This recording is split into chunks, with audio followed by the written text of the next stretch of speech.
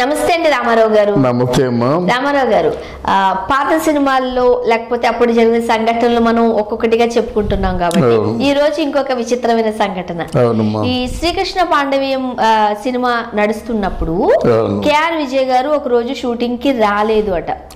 అప్పుడు నాగిరెడ్డి గారు వాళ్ళంతా ఏదో చేశారు, కొబ్బరికాయ కొట్టడానికి ముందు కొట్టిన తర్వాత ఏదో జరిగిందట కదా అప్పట్లో. ఏంటది? ఎందుకంటే కొన్ని విషయాలు నాకు మాత్రమే తెలిసిన విషయాలు ఎన్టీ రామారావు గారికి సంబంధించి నేనే చెప్పాలి. అది లేకపోతే అవి నాతో పాటు అవి అంటే కాలగర్భంలో కలిసిపోతాయి అన్నమాట. ఆ రోజుల్లో ఎన్ఐడి బ్యానర్లో ఉదయం 7 గంటలైతే కాయ పగలాలంటే కెమెరాకి దిష్టి తీసి 7 గంటలకి కాయ పగిలిందంటే కెమెరా రన్ అయ్యేది. అర్థమైందా? అక్కడ రెహమాన్ అంటే ఎలాంటి తెలిసినా తెలీదు. అది క్యాలిక్యులేటర్ పెట్టుకొని లైటింగ్ సెటప్ చేయడం కాదు. ఇలా పెట్టుకొని సీనియర్ ఆన్ పన్ను, టీడ్ లెవెన్ పన్ను, ప్యాన్ లెఫ్ట్, సాఫ్ట్ ఫుడ్ ఇలా చెప్పేస్తాడు. షాడోని చూసా ఇలా చూస్తే చేతి మీద ఎంత లైట్ ఉందో దాన్ని బట్టి చెప్పేస్తాడు. ఇప్పుడు ఆ ఫేస్కి చేయి పెడతాడు. ఇది ఫేస్ మాట, ఈ ఫేస్ మీద ఏ లైట్ రావాలో చెప్పేస్తాడు చూసి. అట్లాంటి వాడు అంటే చెప్పుకోవాలి. ఇది చెప్తాను. ఇదొక సంఘటన. దీంట్లో హరిబాబు అని ఒకడు ఉన్నాడు. ఇది బహుశా ఒకటి అయిపోద్దేమో ఎపిసోడ్, నాకు తెలియదు, నాకు చెప్పాలి. హరిబాబు అని ఒక మేకప్ మెన్ ఉన్నాడు. ఆ హరిబాబు గారికి మేకప్ మెన్లు ఎవరు, మా ఆర్టిస్టులు ఎవరు? నాగేశ్వరరావు గారు, రామారావు గారు, కన్నమ్మ గారు, సావిత్రి గారు, భానుమతి గారు అందరూ లైన్లో కూర్చోవలసిందే. హరిబాబు మేకప్ కొట్టేసి వెళ్ళు అనేవాడు మాట. అంటే వెళ్ళిపోవడమే. అంటే హరిబాబు మేకప్ చేశారంటే అది పెద్ద అపురూపమైనటువంటి ఎంత అందం. బ్లాక్ అండ్ వైట్లో మేకప్ ఇప్పుడు ఎవరైనా చేయగలరా? కలర్ అందరూ చేసేసుకుంటారు. కలర్ అందరూ చేసుకుంటారంటే కలరు మేకప్ చేసిన దానికంటే ఎవరికి వారు చేసుకోవడం బెటర్ నాకు తెలుసు. అంటే ఎవరి లోపాలు వారికి తెలిస్తే కనుక అందంగా ఉంటుంది. అప్పుడు అలా కాదు కదా. సావిత్రి మేకప్ చేయాలంటే ఎంత కష్టమ్మా. సావిత్రి ఎలాగుంటుంది? నాకు కొంచెం నలుపుగా ఉంటుంది అన్నమాట సావిత్రి. మరి వాణిశ్రీ మేకప్ అంటే నలుపుగా ఉంటుంది. అలా నలుపు విశ్వరజ మేకప్ నలుపుగా ఉంటుంది. మరి ఎంత కష్టపడాలి మేకప్ మ్యాన్? అంటే అందాల అపురూప శిల్పంలా తయారు చేయాలంటే ఆ మేకప్ మ్యాన్ ఎంత గట్టాడో చూసుకో. అయితే ఆ విషయం చెప్తాను, తెలియని కోసం చెప్తున్నాను మన ప్రేక్షకుల కోసం. ఈ రెహమాన్కి ఏంటంటే వచ్చి చూశాడు. చూసిన తర్వాత ఎవరికో సావిత్రమ్మకో ఎవరికో మేకప్ చాలా హెవీగా చేశాడట. వాడు కోపం వచ్చి వాడిని ఎలాగైనా దెబ్బ తీద్దామని చెప్పేసి ఏర్రా అంటే ఏర ఒకసారి కూపుడు అన్నారట. ఆ వాడికి ఒకసారి ఓరుబాటు కూపుడు అంటే వాడు ఊరుకుంటాడా? ఎక్కడ ఆయన ఎవరు? హరిబాబు. ఎవరు వద్దండి పిన్నమాట. ఎవరికైనా పెద్దవాళ్ళందరూ ఆయన దగ్గరికి వెళ్ళి కూర్చోవాలా.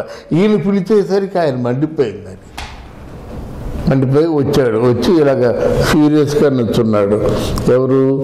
మన హరిబాబు. ఏమన్నా అమ్మకి మేకప్ పోడుతుంది. ఎవరు చేశారు అమ్మకి మేకప్? సావిత్రమ్మకి ఎలాగ ఒక పెయింట్ పనులు మాదే పెయింట్ పోడదు మాది పండింగ్ అంటే అప్పుడు వాడు కోపం వచ్చేసింది. కోపం వచ్చేసి హరిబాబు ఆ లైట్లు తీసి మనకి ఎన్నా తెలియకుండా అంటే నీకేం తెలుసురా అని చెప్పి ఆ లైట్ టీల్డ్ ఆన్ పన్ను. అంటే బ్యాక్ ஒரு லைட் ஆன் பண்ணும், பின்னாடி ஒரு லைட் போடும், அதுக்கப்புறம் மேலேருந்து ஒரு லைட் டீல் டவுன் பண்ணும். இந்த லைట్కి సాఫ్ట్ పోడు. ఓకే ఇప్పుడు బాగుందా? అంటే ఎంత గొప్ప వాళ్ళమ్మా. అంటే సినిమాని ఎంతగా ప్రేమించారో అన్నాడు. పెద్ద ఉదాహరణ అన్నమాట. అంటే కెమెరామెన్ ఏమైనా చెప్పినట్టయితే నీ కెమెరా చేత కాకపోతే నేను చేస్తా కెమెరా అని లైట్ అంతేగాని నేను చేసిన పనికి నా మేకప్ కి పేరు పెట్టడానికి సమస్య లేదు. మేకప్ నీ కెమెరా ఆయన తక్కువడా ఆయన పెద్దోడు అంటే ఆ వృత్తి మధ్య అంత గట్టి పోటీ ఉండేదమ్మా. నువ్వే తెలియనంత అంటే నువ్వు నీ దాంట్లో నిష్ణాతుడితే నేను నా దాంట్లో నిష్ణాతుడిని. అర్థమైందా? నువ్వు కెమెరాతో చేస్తున్నావు, నేను మేకప్ చేస్తున్నాను. అసలు నేను ఆర్టిస్ట్ని తీసుకొచ్చి నీ చేతుల్లో పెట్టిందే నేను పెట్టకపోతే నువ్వేం చేస్తావు అని చెప్పేసి ఆ హరిబాబు ఆ రోజుల్లో అది ఎప్పటికి కూడా చెప్పుకుంటారన్నమాట.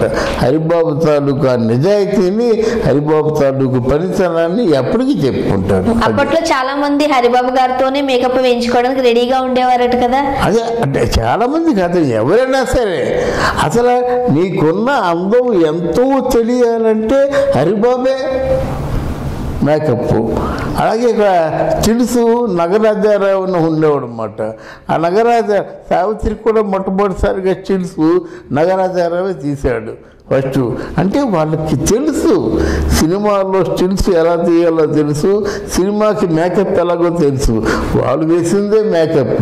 ఆ మహానుభావుడు హరిబాబు మేకప్ చేశాడు కాబట్టి అందాల అపురూప లావణ్యవతి లక్ష్మీదేవిలా ఉంది సావిత్రమ్మ. అలానే రెహమాన్ గారి పనితనం కూడా అంతే, చేయి చూసి అంతే. మరి రెహమాన్ ఎంతవరకు ఉండేవాడు? నాగేశ్వర గారు ఆయన వదలలేదే, రామారావు గారు ఆయన వదలలేదే, బతుకున్నంత వరకు ఉన్నారు కదా.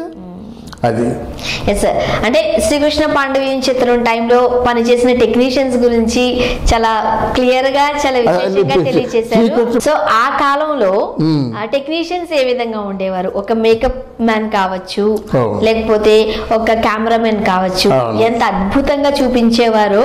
సో వాళ్ళ పనితనం గురించి తెలియజేశారు. Thank you so much. వాళ్ళు వృత్తిని ఎంతగా ప్రేమించేవాళ్ళు, వాళ్ళు వృత్తిలో ఎంతగా నిష్ణాతులై ఉండేవారు అని చెప్పుకోవడానికి పెద్ద ఉదాహరణ అమ్మా ఇది. Thank you very much.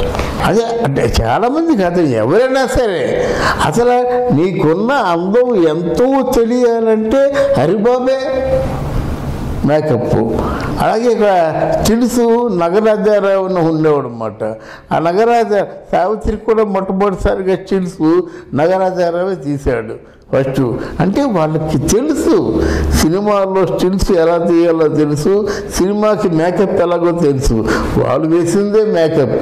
ఆ మహానుభావుడు హరిబాబు మేకప్ చేశాడు కాబట్టి అందాల అపురూప లావణ్యవతి లక్ష్మీదేవిలా ఉంది సావిత్రమ్మ. అలానే రెహమాన్ గారి పనితనం కూడా అంతే, చేయి చూసి అంతే. మరి రెహమాన్ ఎంతవరకు ఉండేవాడు? నాగేశ్వర గారు ఆయన వదలలేదే, రామారావు గారు ఆయన వదలలేదే, బతుకున్నంత వరకు ఉన్నారు కదా. అది అంటే శ్రీకృష్ణ పాండవీయం చిత్రం టైంలో పనిచేసిన టెక్నీషియన్స్ గురించి చాలా క్లియర్ గా చాలా విశేషంగా తెలియజేశారు.